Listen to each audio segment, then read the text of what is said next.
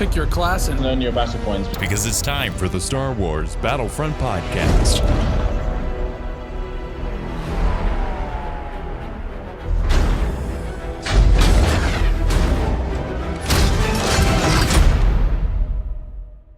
Welcome to episode 172 of the Star Wars Battlefront Podcast. I'm your host, Sage Goodwin, joined by a different Sam this time, SammyBoiii from the SammyBoiii YouTube channel. What is going on? Thanks for having me on. It's been we've been planning on this for probably about a month now, haven't we? But finally got around to it, which is good.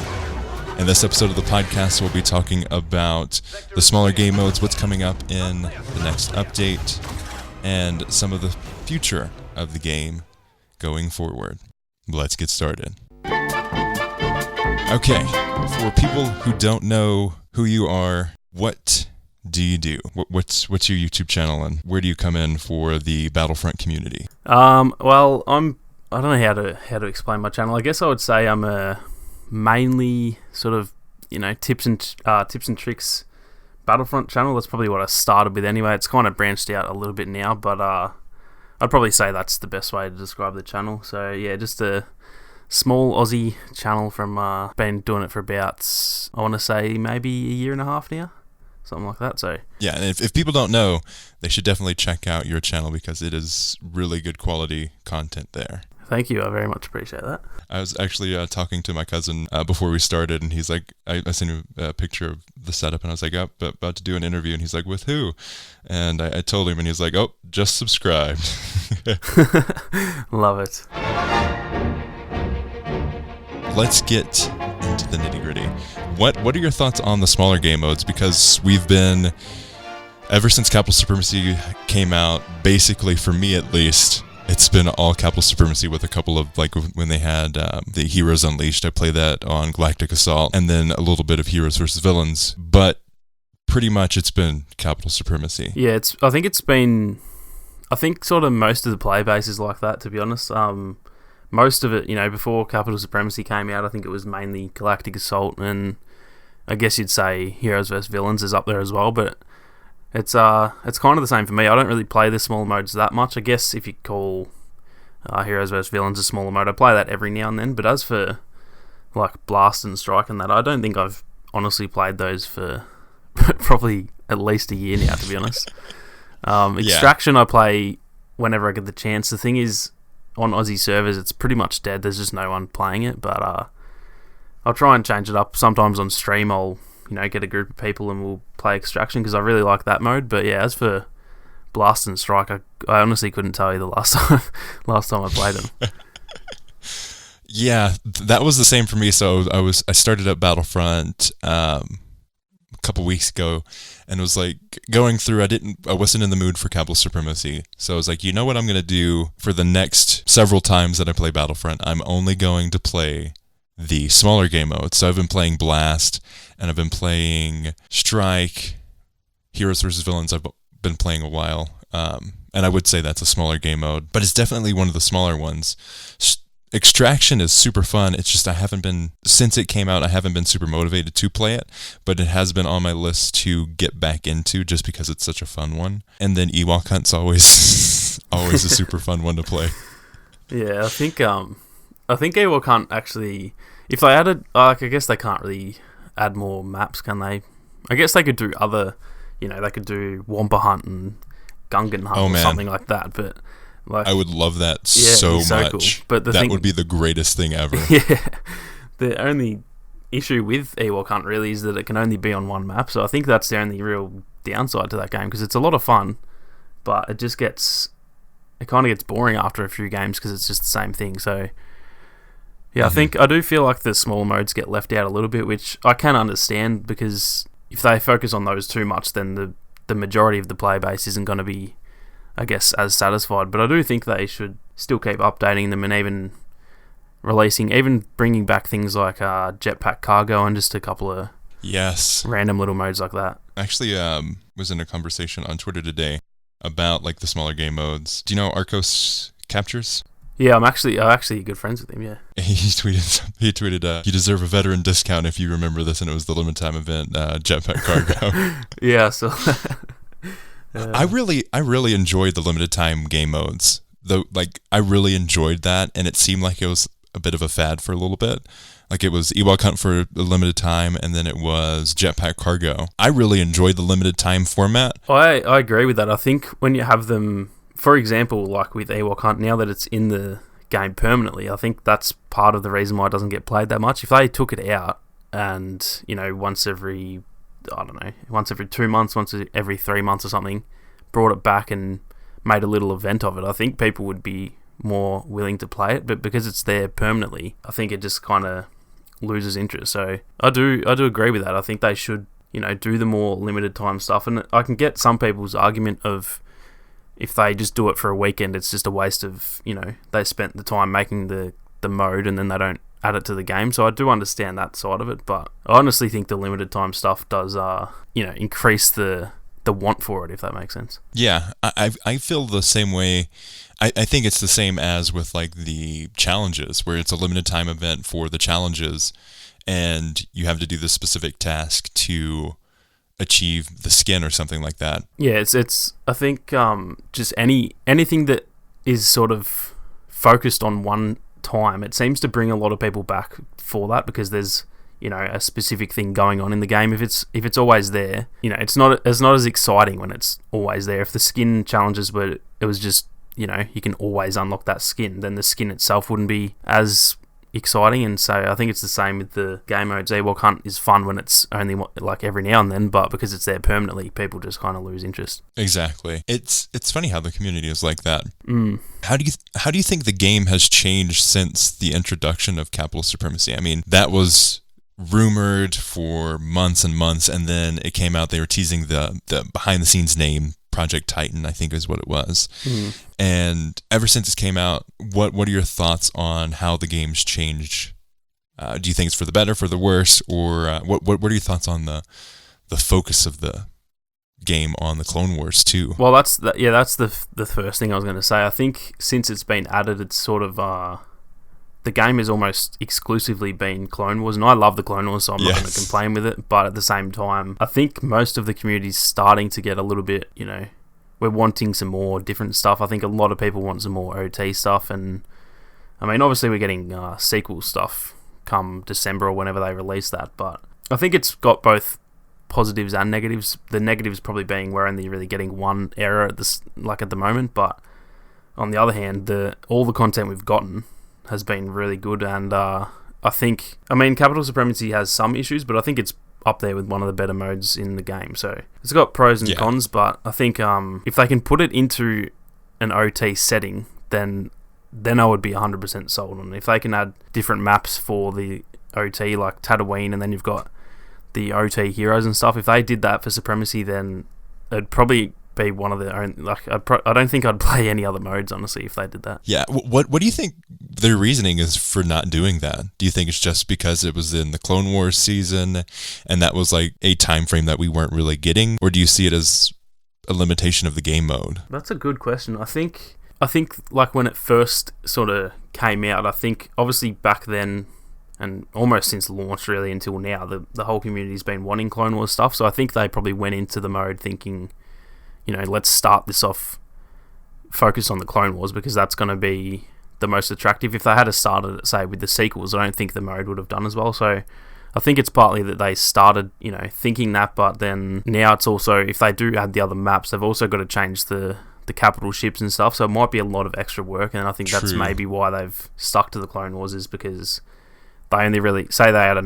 like, for example, Felucia, we're getting that, but they don't need to change the interiors, but then say we got Tatooine, they have to change the map and then the interiors as well. So I think that's probably part of it. And then, I mean, I don't know what the weight is, but I guess it's just that's where they planned it from the Clone Wars, and then hopefully we do end up seeing it. But as of right now, I'm just really not sure what their plans are. That's a really good point that you brought up, the interior of the ships themselves, because the Clone Wars era ships are super open. And then going to the original trilogy, you've got the Star Destroyer, and then on the other side, much smaller Rebel ships. That would be a huge shift for the interiors. Yeah, that's a good point too. I didn't even think of the actual size of them. I just more meant the design, but that's a good point. When you like all that we see really in the Star Destroyers from the OT, most of it's like corridors and tight areas. They do have, I guess, like the hangar bays and stuff like that, but I do think I'd be interested to see how they would make those maps, because we don't really see any areas in the Star Destroyers that we see in, say, the Droids Dreadnought, for example, the big open areas. We don't really see anything like that. So that's a very good point, actually. It's very interesting, the different designs for it. And we'll get into this a little later, but I find it interesting whenever I think about reinforcements for the dark side. I can name like 5 just Spitfire, but when I try to go for the Rebels, I'm like, yeah, it's kind that of guy there's in really the background. Him. There's not really any that we see in the movies, is there? Like the Wookiees, that's really the only ones. The Rebel Jump Troopers, for example, they're really just troopers that have jetpacks. So that is a good point. There's not really that many that stand out on the light side, I guess. Yeah. So let's save this for a little bit later, but what are your thoughts on, because I've seen some people with the idea that, oh yeah, this game is Capital Supremacy, or this game is Clone Wars content and sequel trilogy content. We got our fix in Battlefront 2015 if we wanted original trilogy. What are your thoughts on that whole idea there? Do you think that's a good excuse? To a degree, I think it is. I do think that if any errors should have been focused on in this game, I think it should have been the Clone Wars, because that's what I think everyone wanted, and then I guess the sequels as well, because that's sort of the current Star Wars. So I do understand it, but the people who just kind of say we shouldn't get any more at all because the old game's there, I think that's a little unfair, because this game is meant to be, they sold it as all errors, and I guess, I mean, yeah, there is OT stuff already, so then it's not like that's a lie. But yeah, I think most people would favour the OT. I think that's most people's favourite error. So I don't think we need too much more. There's a lot of maps. I think it has the most maps in the game. I think there's 5 OT maps, and I think you're right. Most of the heroes are there, but I do think we should get a little bit more just to freshen it up. I think, and like I said, I love the Clone Wars. I'll never say no to Clone Wars stuff, but I definitely would like a change.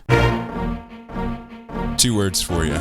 Pancake face. Do you think he should return? Do you think he should stay in the Battlefront 2015? That's a tough question. I'm the type of player that there's not much that I would say no to. So if they added him, I'd be really happy. But there's probably also some that I guess, I don't know if deserve it more is the right word. But I guess from that era, I would probably pick Jin and Krennic to be my main 2, but I would definitely, I would love to get Greedo and Nine Numb in the game. That would be awesome.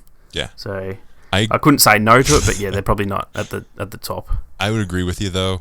Rogue One, that was a really fun season in Battlefront 2015, and the heroes that we got were so unique that we still haven't really seen anything like them in Battlefront 2015 or Battlefront 2. Yeah, I think also because that was released towards the end, a lot of people, like me personally, I'd barely played that, because at that point the game, I'd sort of moved on from the game a little bit. So yeah, I think a lot of people would love to see Rogue One stuff, because we haven't got any in this game other than, I guess, Death Troopers are technically from it, but I always forget about that. Yeah, I always just assume that they're in the OT, but then when you think about it, they're actually not. So yeah, I think I would put Rogue One content as my most wanted if I could choose any movie or era. I guess it's original trilogy, isn't it? But that's probably the stuff I would choose as the most wanted. But at the same time, it has been done in the old game, so it's not like it's a necessity, I guess. Mm-hmm. Though, if you look at it from a certain point of view, so what I told you was true from a certain point of view. It's prequel content, so we could get it. Well, that is true. They seem to be pushing the prequel stuff, so technically it's a prequel. So you are spot on. We can still get it. We can get around these parameters. So you mean there's hope? There's a new hope. I'm so sorry. Did you play much of Cargo? I did play a little bit of it. Battlefront 2015 overall, I didn't play a whole lot of it. I kind of just I played it a bit when it launched, and I really liked the game, but there was a lot of other games out at the time that I was still playing more, and it just kind of, the lack of content starting off, it kind of got boring a little quick for me. But every time there was a a DLC, I came back and played it. I did play a bit of Cargo, but it was mainly Walker Assault for me. That was probably my main game mode. Yeah, Cargo was my number one game mode on Battlefront 2015. And when Jump Pack Cargo came back, that was so much fun. What were your thoughts on the creation of Jetpack Cargo? It's tough. When it launched, I remember it was a little bit broken. I think they released it twice, didn't they? They did it the first time, and I think it had no timer on it or something, and it was like it wasn't fully working or something, so it was still a lot of fun, but then the second time it came back, it actually felt a lot better, and yeah, I thought it was a lot of fun. Like, it's not something I would probably play all that often, but I don't know, it was just a nice change up, and it was also fun because it was kind of very even. Everyone was the same class, so it felt a lot more balanced than the other mode. So it was a good little escape, I thought. But yeah, I do remember when they first launched it. It was a little bit. I had games that was going like, 2-hour games and stuff like that. Oh yeah, it was ridiculous. So we got an email from one of our friends of the podcast, Daniel Schilling, and I would like to get your thoughts on this. Casey's just a short email, but what are your thoughts on the vehicles in Galactic Assault / Capital Supremacy and their damage output, especially when facing heroes? I've seen a lot of talk that these should be buffed because the damage output is so high, but is that really the answer? I know we're in fantasy land here, but surely an armored tank with heavy blaster should destroy a human. How about increasing the battle points purchase limit? Should vehicles cost the same as heroes? Keep well, both of you. Kind regards, Daniel. I actually very much agree with that last part. I do agree. If I had it my way, I would like them slightly nerfed, but he makes a good point. An ATST shooting at a person is obviously going to destroy them, so it would be a bit strange to have them, be weak in a way, but I do think...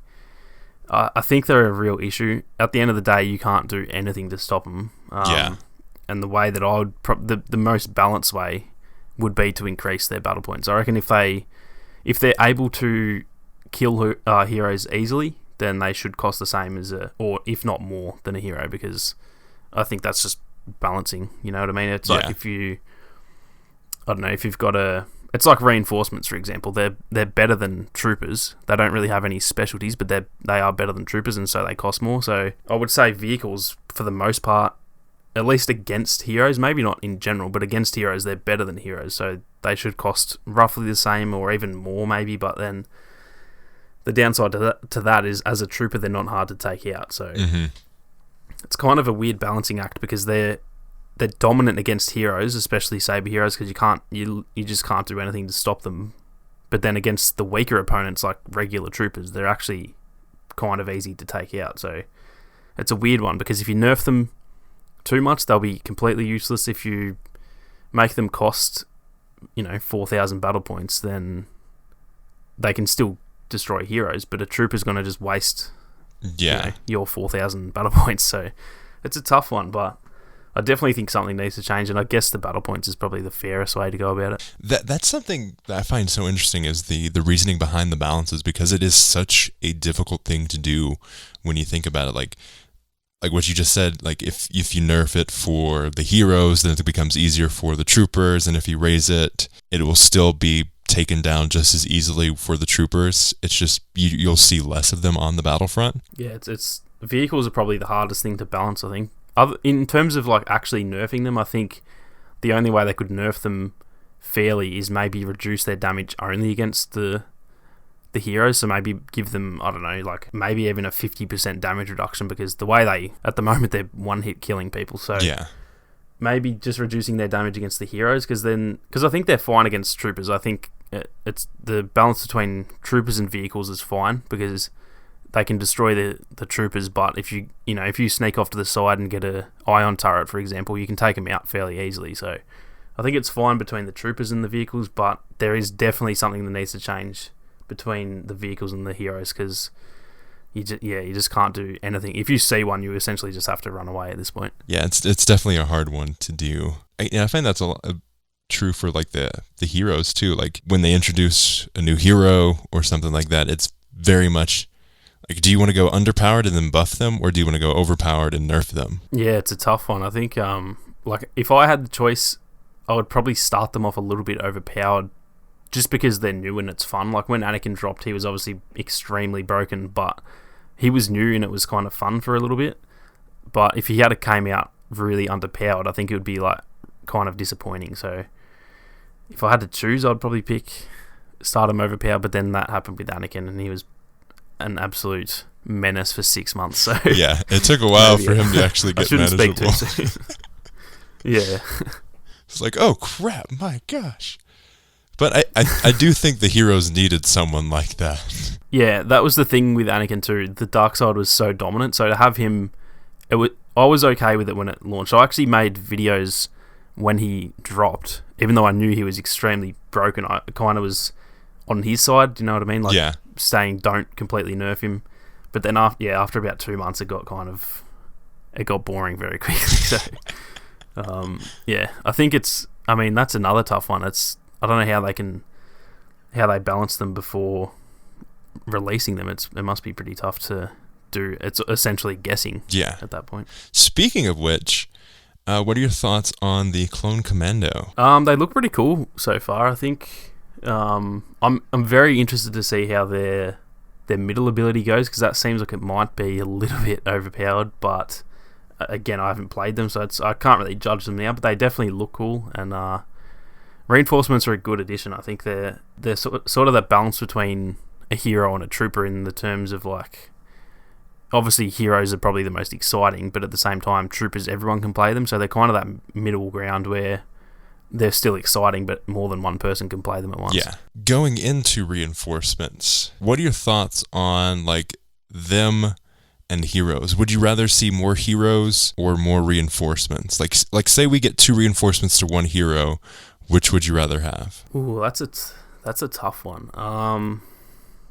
Personally, I'm a hero guy. Like, that's where I get most of my enjoyment, is playing heroes. But like I said, the only issue with heroes, and especially when they launch, is that, you know, it's one person of 40 players that gets to use them. So I do prefer the heroes, but then it's also not fair for a lot of people. If you can be quick enough to get the first hero, then everyone else misses out. So it's tough.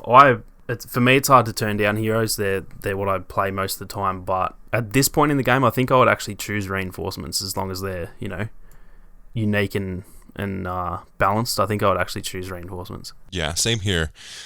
Like you, I love the heroes.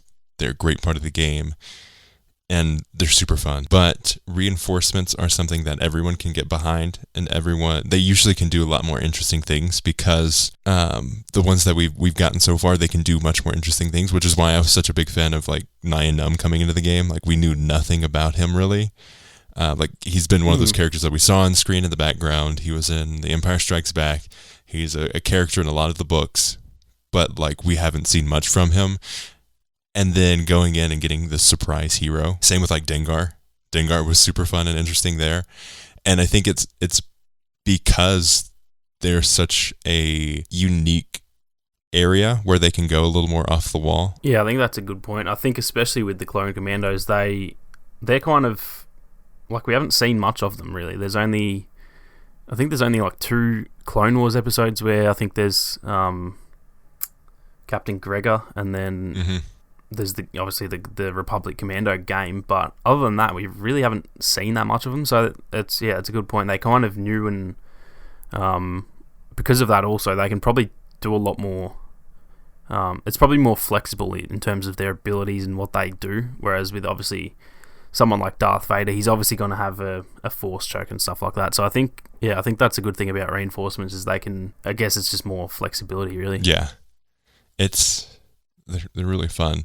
The only problem I have with the Clone Commando so far, just like looking at it, is I wish you could go in first-person view. Oh, that would be so cool, actually. I never thought about that. That'd be a great, like, little nod to the game too, because then you can have the heads-up display. Yeah. It would be really fun. That would be amazing. I actually never thought of that. I don't see it happening, but I would love it so much. Yeah, for sure. So we've got the news that we're going to be getting more reinforcements going forward. We're also going to be getting different eras. Specifically, we've got announced the sequel trilogy content. I think the obvious ones are Snoke's Guards. The what are they called? The Praetorian Guards, is it? I think that's it. The Praetorian Guards. I think those are a given. What could you see for the resistance side? Because again, like we said earlier, it's like clear choice on the villains, and then go to the hero side, and you're like, who would it be? Yeah, it's a tough one actually. I could even like the Praetorian Guards are probably the ones that I would like to see the most actually, and then those the Sith troopers that that are coming in. Yes. They're probably another one on the dark side that they could add. So there's like 2 there for the dark side, but then like you said, there's no one for the light side, unless maybe there's some new alien species that are strong, kind of like how Wookiees are just like bigger and stronger. Maybe there's some new alien species in episode 9, but going off what we know, I honestly don't know. Like, I guess just more different rebel troopers in a way. Just they've already got the jump troopers that are just essentially the same as a trooper but with a jetpack. Maybe they'll just figure out some new, like maybe like a version of a normal rebel tank trooper, or something like that, like a some sort of juggernaut type of character, something like that. I'm not too sure, but as of like what we know from canon, there's really nothing that stands out to me on the light side. This would never ever happen. But in Battlefront, in the original Battlefronts, we got the Bothan spies. Could you imagine? That would be amazing. I would love that. That would be amazing. Like, I actually have never really heard that I've never really heard that idea for this game actually, and I'm surprised. For some reason, Lucasfilm is like super adverse to sharing in this new wave what the Bothans are, what they look like. Every time they release a trailer and there's like a new alien in the background, everyone's like, are those the Bothans? Are those the Bothans? To the point where Pablo Hidalgo changed his name on Twitter to, no, that is not a Bothan. Didn't even know that. So I don't see that happening, but again, I would love it. And in the original Battlefront, they had like the invisibility, which would be such a fun callback. Oh, that's right. Yeah, that would be... That, and see, that's the thing, that would be so unique. So that's kind of what I was getting at before. I think that's the positive to the reinforcements, is you can do a bit more stuff with them, I think. And like, if no one knows what they look like, then they could just make, they could get together with Lucasfilm and figure it out and make them, I guess. They've added things to canon through this game before, so yeah. I don't think it would happen, like you said, but that would be pretty cool. In the Rogue One season, they had the effect for the electricity on, I think it was the Star Destroyers, when they were bringing them down or something like that. And then they brought that over to the movies. And I think I was talking with Paul Kesslin when that whole season came out, and he was like, "Oh yeah, we came together," and they're like, "Oh, we love that the effect that you did on that.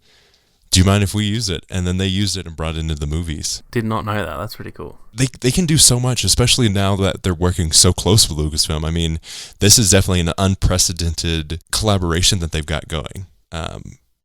Like, they're already working on... And I mean, look at Fallen Order too. Yeah. Like, that the whole game has been, added to canon. So there's really no limits at this point what they can do. I'm not banking on them adding a lot to canon through the game, but there really is no limit. They can just do whatever they want as long as Lucasfilm, is in on it as well. Yeah. So definitely lots of possibilities. On that front, and this will lead into our third topic, what were your thoughts on the campaign for Battlefront 2? Look, it was... I didn't really buy the game for the campaign, so I wasn't too fussed, but it was a little bit underwhelming. Mainly just the length of it. I think the actual story itself wasn't all that bad. It wasn't great, but it wasn't bad either by any means. But I think it was just the length of it. I think it was like 6 hours or something, which is obviously very short. But at the same time, it's a multiplayer game, so I don't think that many. Or I'm sure a lot of people did buy it, hoping the campaign was really good. But I think probably the majority of players bought it knowing it's a multiplayer game. And most, you look at like Call of Duty and Battlefield and those games, their campaigns aren't ever anything super special. So, and I think the numbers for overall, I'd say probably like slightly underwhelmed, but it didn't bother me too much because I didn't buy the game for that reason. Yeah, and like you're saying, I think they released the stats for one of the Call of Duty games, and it was like 5% of the player base ever played the campaign. Wow. That is crazy. A very dismal percent. So, like you said, a whole lot of people don't really buy a multiplayer game for the campaign. It was very much of like oh yeah, we've got a campaign for those who want it. It was definitely one of those things that was like, I was really intrigued by. I read the Inferno Squad book. That really hyped me up. And the whole, we've got a dark side focused story that is canon, and then they switch sides. That was, for me, that was the, and honestly, I think most people did. Most people kind of saw it coming after a little bit into the game. Yeah. But that was pretty disappointing. That was probably the main, in terms of the actual story, that was probably the main downside for me. But I think most people did kind of catch on to it.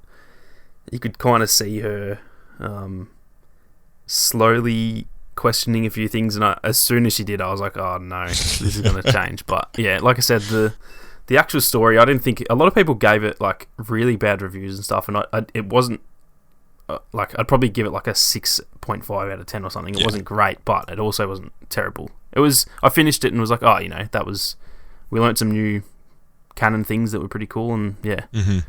It's definitely not a negative thing. I definitely think the highlight, though, was the whole mind trip thing in the game, where I think you're Kylo Ren. Oh yeah, that was in the DLC, wasn't it? Where you're on like Scarif or something as Kylo Ren, and it's like all it's weird. You're like, it's almost like he's on drugs or something. The screen's all like going weird. Yeah, that was pretty. The DLC was pretty cool actually. I didn't mind the DLC. It was just very short. That was the only thing. Taking that and then going forward and saying, okay, we're EA. We had the Star Wars Battlefront 2 campaign. Overall, it was kind of like, okay, yeah, we had that. And then going to Fallen Order, which even those who are just like gaming fans are now intrigued with what EA is doing with Star Wars. Oh, yeah. I've actually got a mate who, he's a massive, like, he's really into, say, games like God of War and stuff like that. And he's never, he's seen some Star Wars movies, but he's not a Star Wars fan by any means. And he saw the trailer and because he knows I love Star Wars, he came straight to me and was like, this game looks so cool, I'm definitely going to get it. So they're actually, it almost seems like they're reaching out a little bit with the game, which is pretty cool. Mm-hmm. Yeah.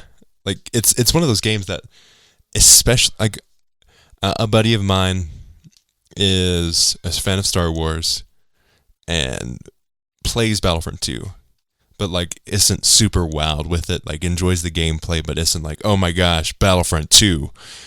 And he came and saw Jedi Fallen Order, was like, man, that game looks awesome. It's definitely got a lot of potential, I think. I am a little bit nervous just because of the last couple of Star Wars games they've been fun, but they've been slightly like, most of the reviews are kind of a little bit underwhelming. Mm-hmm. So I'm a little bit nervous, but it also, on the other hand, looks like if it's done well, it could actually be like a really top tier game. So there's a lot of potential there. I'm trying not to get too hyped in case it is a little bit disappointing, but I can't not be excited for it. Everything we've seen looks pretty cool. The era that it's in looks cool, so I'm definitely keen for it, but I'm also trying not to get too excited as well. Yeah, because I think one of the main downfalls of the original Battlefront was that hype and that thought of the Battlefront 2015. It's like, man, this is Battlefront 3. We're finally getting it. This is going to be the straight sequel to the original games. And then it wasn't. It was its own thing, and people were very much, oh man, come on, really? Yeah, I think that's the trouble with. I mean, it's Star Wars. Everyone's like that. We're like little kids. We can't help but be excited. Yeah. But then at the same time, I think we've all kind of learned in the last 5 years that we do need to try and temper our expectations a little bit. But yeah, it is hard because we all love Star Wars, and so far everything we've seen looks pretty decent. So, what are your thoughts on the comparison to the Force Unleashed games? Do you think that's a good thing? Do you think that's a bad thing? I'm not too sure, really. I don't see much of the same in it. I understand, like, it's a third-person Star Wars game where the main guy has a saber and stuff like that. I do see that correlation, but nothing that I've seen really, like, seriously reminds me of Force Unleashed. I hope it's got some similarities, but at the same time, that game was also very over the top. Everything was, you were super powerful and stuff like that, and I don't think in this setting, I don't think that'll work too well. So no, I do hope it has some similarities, but I just I hope it's not. I hope Cal isn't as powerful. Like, he's obviously not going to be as powerful as Starkiller, but I hope he's not overpowered. I hope you have to go through the game and sort of make him become a better Jedi rather than just starting off really good. Yeah, instead of like Starkiller, who's forcing a Star Destroyer out of the sky into the ground. I'm so excited about it, and at the same time, like, okay, come on, calm down. But every time they show something like that art book looks gorgeous. Like, of all the things we've seen, I think that actually is one of the things that has got me the most hyped. That just looked... the first thing I thought was it looked like Vader's castle, so that had me a little bit, like, jumping around like a little kid, to be honest.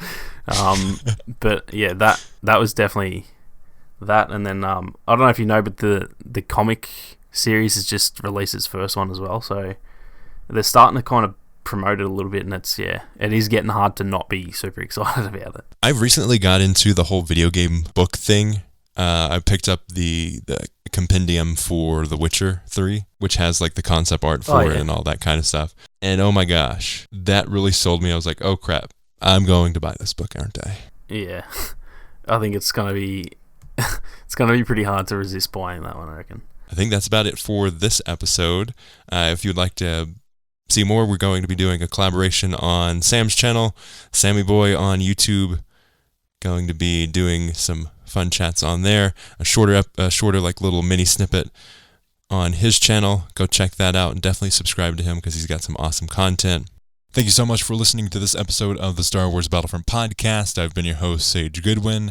This week I was joined by Sam from the SammyBoiii YouTube channel. Definitely check out his channel, subscribe to him. It's SammyBoiii on YouTube, and check out his Twitter, SammyBoiiYT, and that's SammyBoiiYT. And keep an eye out on his YouTube channel because we'll have a collaboration on his channel coming up in just a few days. Definitely worth checking out. You can follow us on Twitter at SWB Podcast, twitter.com/SWB Podcast. You can support us on Patreon, patreon.com/Battlefront Podcast. Like $10 a month supporter Joseph Loera. Thank you so much for your support, Joseph. Or through PayPal, like Daniel Schilling. PayPal.me/TieDyeSheep. TYEDYESHEEP. Thank you so much. Another way you can support us is through the Cash App, which is something that friend of the podcast, Eric, supports us by. Our username on there is the $SWB Podcast. Another great way to support us that's completely free is by leaving a review on Apple Podcasts, iTunes, wherever you listen to podcasts. It definitely helps us out a ton. Helps other people see what the show's about and lets us get higher up in the search for Apple Podcasts. It helps us out a ton. You can contact us through our email, battlefrontpodcast@gmail.com, and our YouTube channel is youtube.com/the Star Wars Battlefront Podcast. You can listen to the show on iTunes, SoundCloud, Stitcher, Google Play, Apple Podcasts, YouTube, or wherever you find podcasts. As always, thanks for listening, and may the Force be with you.